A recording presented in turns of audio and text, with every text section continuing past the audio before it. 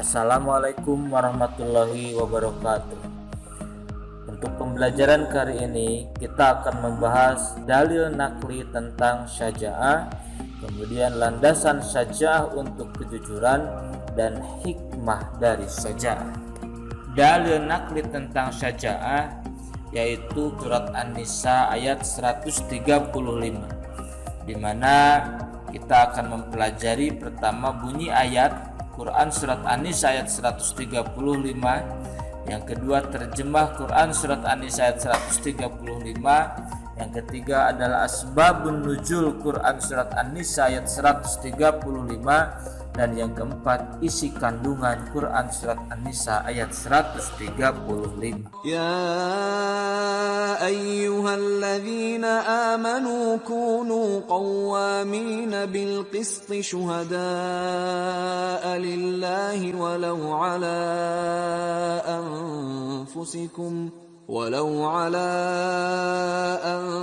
anfusikum awil walidaini wal aqrabin in yakun ghaniyan aw faqiran fallahu awla bihima fala tattabi'ul hawa an ta'dilu wa in talwu aw tu'ridu fa innallaha kana bima ta'maluna khabira. Dengan menyebut nama Allah yang Maha Pengasih lagi Maha Penyayang.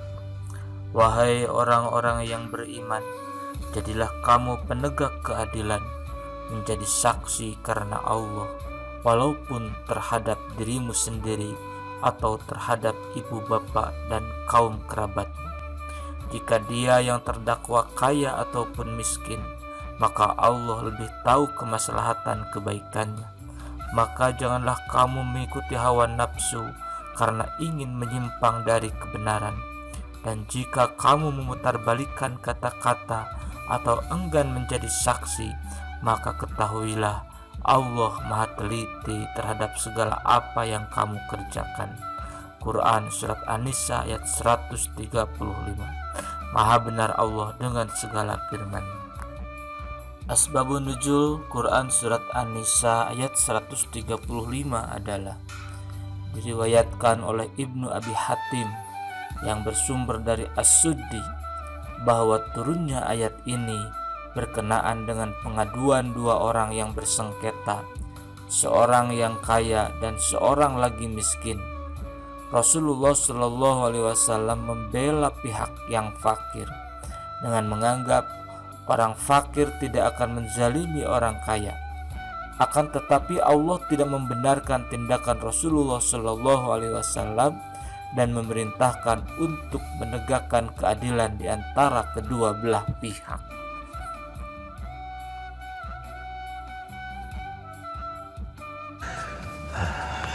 A'udzubillahi minasyaitonirrajim. Bismillahirrahmanirrahim.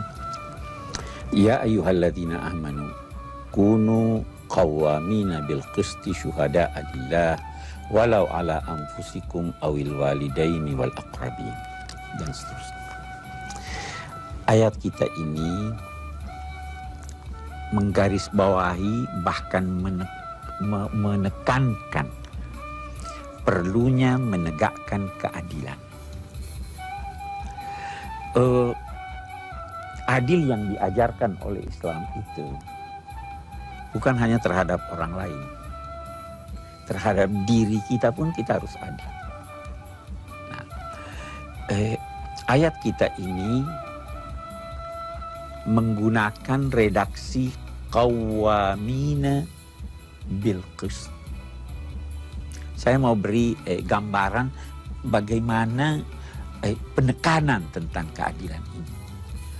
Kalau saya mau perintah orang untuk berlaku adil, dalam bahasa saya bisa berkata, adillah. Ya, adilu. Sudah perintah adil itu ya. Kalau saya mau lebih menekankannya, saya bisa berkata, qum bil adli. Bangkitlah dengan keadilan. Laksanakanlah keadilan. orang yang bangkit melaksanakan keadilan itu dinamai qaim. Berdiri tegak lurus melaksanakan. Kalau saya mau lebih menekankan lagi, saya namai dia qawwam. Jadi ini ada 3 tingkat ya. Adil, qaim, qawwam. Ayat kita ini memilih kata qawwam. Artinya, bangkitlah dengan sesempurna mungkin menegakkan keadilan. Jangan setengah-setengah. Karena, kita mau lihat, kalau kurang dari porsinya, dia tidak adil lagi. Ya, adil itu apa sih artinya? Dulu kita mau lihat adil itu. Adil itu pada mulanya berarti di tengah. Persis posisi tengah. Kalau kurang, di tengah enggak dia? Kalau kurang dari posisinya, tidak di tengah, tidak adil. Jadi adil itu harus sempurna. Kalau lebih, tidak adil juga. Ya kan? Jadi persis di tengah.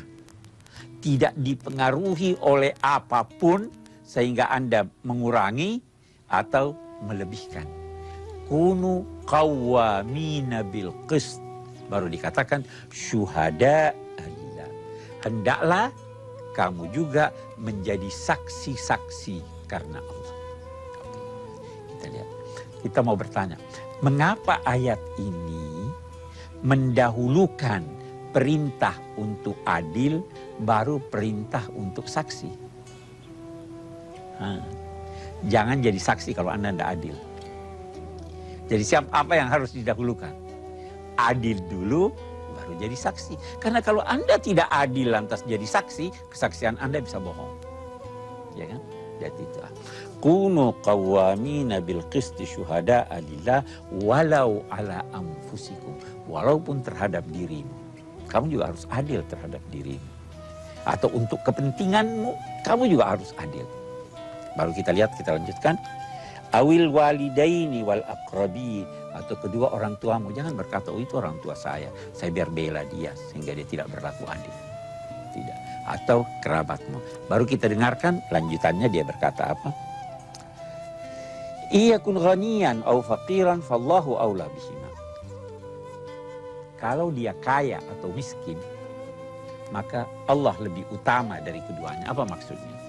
Boleh jadi dia kaya, sehingga kamu akan menjadi saksi dengan harapan kekayaannya kamu peroleh. Ya. Boleh jadi dia miskin, sehingga kamu kasihan dia. Boleh jadi dia kuat, sehingga kamu takut padanya. Boleh jadi dia lemah sehingga kamu meremehkannya. Kalau dia kaya ataupun dia miskin, Allah lebih utama kamu dahulukan. Artinya kebenaran lebih utama kamu dahulukan. Itu satu. Atau Allah lebih utama dari kamu. Kamu kasihani dia, Allah lebih kasihani. Allah lebih tahu kemaslahatannya daripada kamu. Jangan pernah mempertimbangkan sesuatu di dalam penegakan keadilan atau di dalam kesaksian, sesuatu yang di luar dari faktor yang kamu saksikan. Jangan ada faktor ekstern yang kamu pertimbangkan. Itu yang dimaksud oleh ayat kita ini. Fala tattabi'ul hawa an ta'dilu. Karena itu jangan kamu ikuti hawa nafsu kamu sehingga kamu tidak menegakkan keadilan. Jangan kamu ikuti hawa nafsu kamu sehingga kamu melenceng dari keadilan.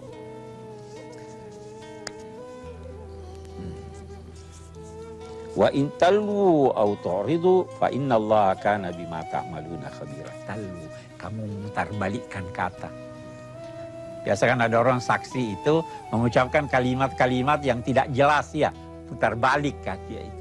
Kalau kamu memutarbalikkan kata-kata kamu atau kamu berpaling dari kebenaran, ketahuilah bahwa Allah Maha mengetahui atau mengetahui apa yang kamu kerjakan. Landasan kejujuran adalah keberanian mengungkap kebenaran. Orang jujur ditandai dengan benar perkataannya yakin akan apa yang diperbuatnya, serta memiliki tekad yang utuh untuk mewujudkannya dalam kehidupan sehari-hari. Sosok seperti itu bukan dimiliki manusia biasa, tetapi manusia yang sejati yang sudah makan garam kehidupan. Sosok yang teguh prinsipnya dan tidak tergoyahkan hanya demi kepentingan sesaat dan keuntungan duniawi. Umat Islam sudah memiliki sosok tersebut, yakni yang diperankan oleh Nabi Muhammad SAW. Tinggal kita mau meneladaninya atau tidak. Di samping itu, kejujuran menjadi landasan iman, sedangkan dusta menjadi bagian dari kemunafikan. Abu Ubaidah meriwayatkan, saya mendengar Rasulullah SAW bersabda, puasa adalah perisai selama yang bersangkutan tidak merusaknya. Lalu ada yang bertanya, dengan apa ia dirusak? Rasulullah SAW menjawab, dengan berbohong dan menggunjing. Islam sangat menekankan sifat syaja'ah agar dimiliki setiap muslim, sebab maslahatnya bukan hanya untuk yang bersangkutan, namun melebar kepada masyarakat sekitar, bahkan untuk bangsa dan negara. Ingat jargon yang sering kita lihat, yakni berani jujur. Jargon ini sangat bermanfaat bagi bangsa Indonesia karena ingin membangkitkan jiwa yang terpendam setiap orang untuk berani jujur, berani menyuarakan kebenaran, dan berani karena benar. Syaja'ah juga akan memunculkan banyak hikmah, antara lain dalam bentuk-bentuk sifat yang mulia, yakni cepat tanggap, perkasa, memaafkan, tangguh, menahan amarah, tenang, dan mencintai.